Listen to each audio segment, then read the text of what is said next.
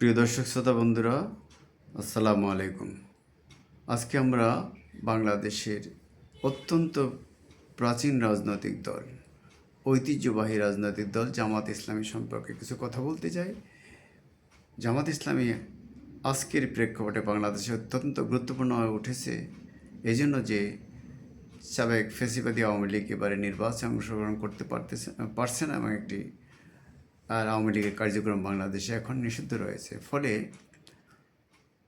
বিএনপির পাশাপাশি জামাত ইসলামী একটি গুরুত্বপূর্ণ রাজনৈতিক দলে হয়ে উঠেছে এবং আগামী 12 ফেব্রুয়ারি নির্বাচনে জামাত ইসলামী অত্যন্ত গুরুত্বপূর্ণ অবস্থানে রয়েছে।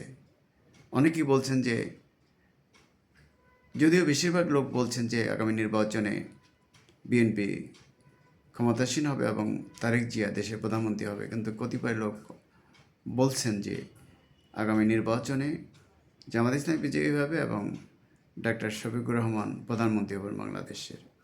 যাই হোক, কোনটা সত্য আমরা জানি না, কিন্তু এই জামাত ইসলামের কিছু ঐতিহাসিক ভুল আছে। যদি তারা ক্ষমতায় আসতে না পারে তবে সেই ভুলগুলোর কারণেই তারা আসবে না। যেমন জামাত ইসলামী কী করেছে, যে ভুলগুলো করেছে সেগুলো তাদের স্বর্ণাক্ষরে লেখা থাকবে। বর্তমান প্রজন্মের জন্য সেটি অবশ্যই জানবার দরকার আছে।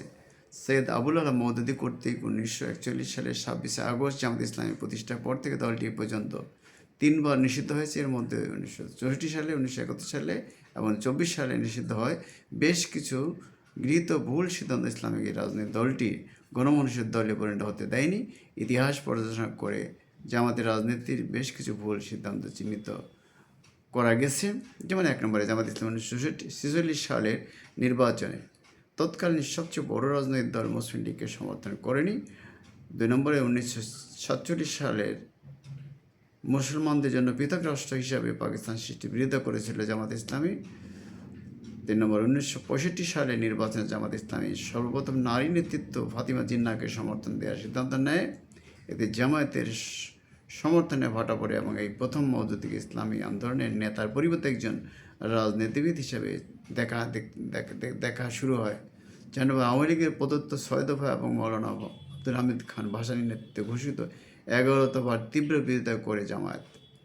5 নম্বর 1971 সালে জামাত ইসলামী বাংলাদেশের মুক্তিযুদ্ধের তীব্র বিরোধিতা করে জামাত ইসলামী পাকিস্তান সেনাবাহিনীকে সাহায্য করতে রাজাকার, আল-বদর, আল-শামস প্রভৃতি বাহিনী গড়ে তোলে।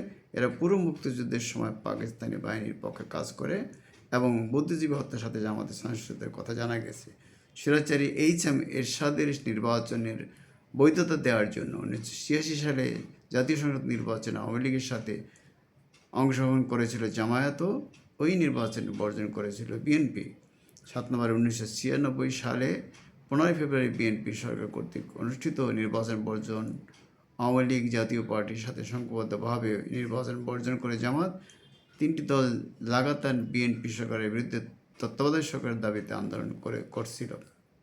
8 নম্বরে 2008 সালের 29 ডিসেম্বরের নির্বাচনে বিএনপিকে অংশগ্রহণে ব্যাপক চাপ প্রয়োগ করেছিল জামাত। শেষমেশ জামাতের চাপে বিএনপি অংশগ্রহণ করেছিল। বিএনপি জামাত ওই ভোটে 9 নম্বরের সংকটকালে বাংলাদেশের স্বৈরাচার হিসেবে পরিচিত জাতীয় পার্টি জামাত আওয়ামী লীগকে রাজনৈতিকভাবে পুনর্বাসনে সহযোগিতা করে জামায়াত ইসলামী। 10 সর্বশেষ 2024 সালে ছাত্র জনতার গণ অভ্যুত্থানে হাসিনা পতনের সাথে সাথে প্রকাশ্যে বিএনপির বিরোধিতা করে জামায়াত আমিরের বক্তব্য প্রদান এবং জামায়াত সর্বোপরি বিএনপির বিরোধিতা করে তা বর্তমান সরকারের আমলে গণহারে প্রশাসনিক চেয়ার দখলে নিয়েছে। তৃণমূল বিএনপির কিছু ত্রুটি বিচ্যুতি ঢালাওভাবে প্রচার চালাচ্ছে জামাত ইসলামী। বিএনপিকে তারা চাঁদাবাজ, দখলবাজ ইত্যাদি এবং ইসলাম বিরোধী আওয়ামী লীগের ভারতের দোসর বলতো তারা ছাড়ছে না। অথচ জামাত নিজেই আমেরিকার সমর্থন নিয়ে ক্ষমতায় আসতে চায় বলে ব্যাপক এবং ভারতেরও সমর্থন তারা আশা করছে বলে চরমনের পীর সাহেবের অভিযোগ রয়েছে। জামাত ইসলামের উপরোক্ত ভুলগুলোর সিদ্ধান্ত কখনোই দলীয়ভাবে স্বীকার করা হয়নি। বিশেষ করে 1971 সালে বাংলাদেশ সৃষ্টি স্বাধীনতার জন্য নিজেদের অবস্থান জাতির কাছে স্পষ্ট করা হয়নি। 5 আগস্ট ছাত্র জনতার বিপ্লবে জামাত অবদান অস্বীকার করার সুযোগ নেই, কিন্তু সেই বিপ্লবের ফসল এককভাবে ঘর তুলবার সে অসুস্থ প্রতিযোগিতায় লিপ্ত হতে দেখা যায়। তাতে জামায়াত আওয়ামী লীগকে পুনর্বাসনের সুযোগ করে দিচ্ছে। বিষয়গুলো জামাতের নীতি নির্ধারকদের ভাববার অনুরোধ করা হচ্ছে।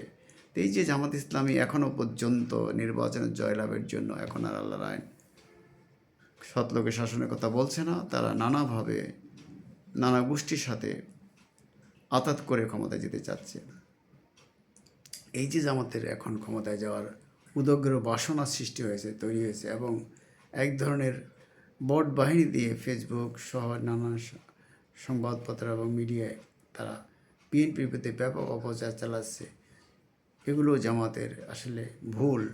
বিএনপির বিরুদ্ধে জামাতের এই যে আজকের অবস্থান, এনিহাও ক্ষমতায় যাওয়ার যে চেষ্টা, সেটা জামাতের নীতিনৈতিকহীনতার পরিচয় পাওয়া যায়। তো বন্ধুরা, ডিবেট উইথ রানা এবং নিউ বাংলা টিভির পক্ষ থেকে আপনাদের স্বাগতম। আপনাদের সাথে আবারও দেখা হবে নতুন কোনো এপিসোডে। ততক্ষণ পর্যন্ত আমরা সবাই ভালো থাকতে চাই। খোদা হাফেজ। আসসালামু আলাইকুম।